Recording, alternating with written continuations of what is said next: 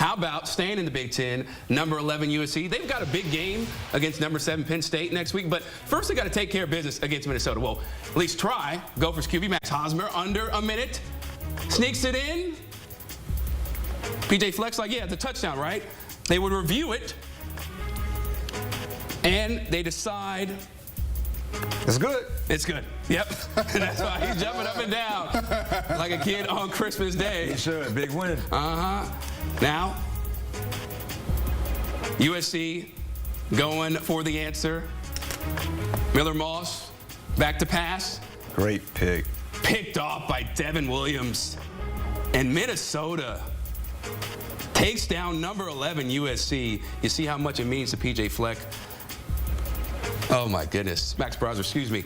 And they win 24-17.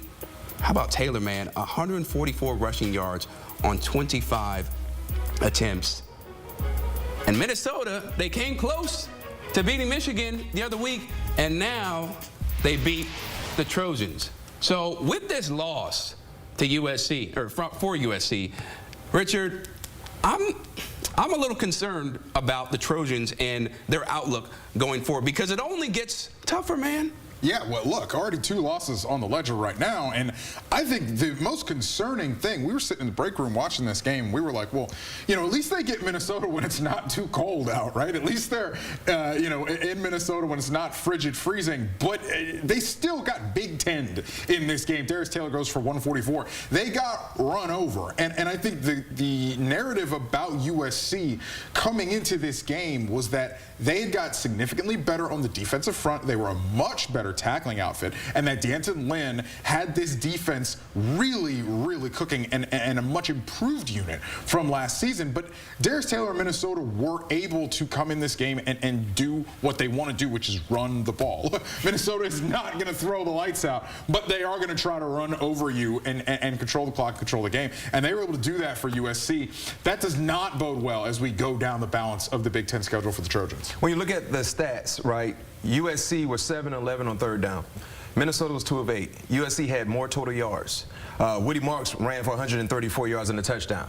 They kind of dominated this ball game. The areas that they lost was the turnover battle, right? When you talk about, to your point, Taylor had a phenomenal day running the football. But up until that last, 50-second touchdown, the score was 17-17. Yep. Right? So if you were to ask, if I asked you guys, Minnesota would have 17 points with under a minute left to go in the game, we all would have said, well, USC probably got 30. Right? Yeah. Think about it. Right? We would think if Minnesota has 17 points under a minute to go in the fourth quarter, USC probably has 28, 30, 34. But their offense was an issue because, yes, defense gave up some things, but they bowled their back when they needed to, but they didn't get the relief that we thought we would see offensively from a Lincoln Riley team along with Miller Moss. Think about how good Miller Moss had played. I mean, today, you didn't see the Miller Moss performance that we've seen. I mean, he was roughly around 200 yards throwing. That's not Miller Moss-ish. You know what I mean? So for USC, in the Big Ten, they have to learn one thing. You have to be able to win the ugly matchups. Yes. Yep. That's an issue. Minnesota, they're okay in winning the ugly matchups. That's what they do. Where they're not high-scoring affairs and things like that. They don't mind getting dirty.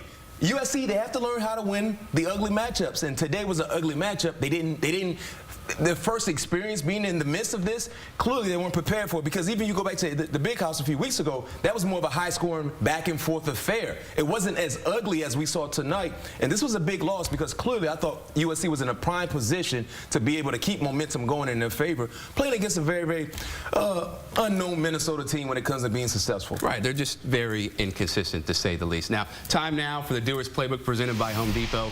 And Richard, how did Minnesota's game plan lead them to taking down the number 11 team in the country?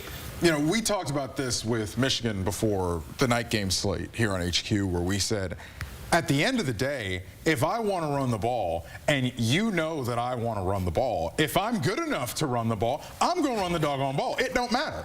It could be 100,000 people in that stadium. Everybody can know what I want to do, but I got to be able to execute it if I want to be the physical, tough team that I purport myself to be. That's Minnesota.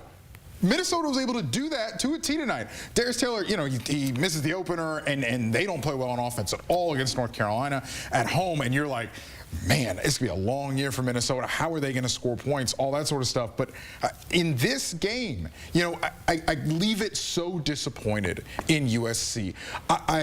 You know, progress isn't linear. We all understand that. But we thought USC had sort of turned a corner. We thought USC had gone a long way to changing their identity. But credit to Minnesota. Credit to Minnesota for having an identity, sticking to it, and executing it over the course of 60 minutes.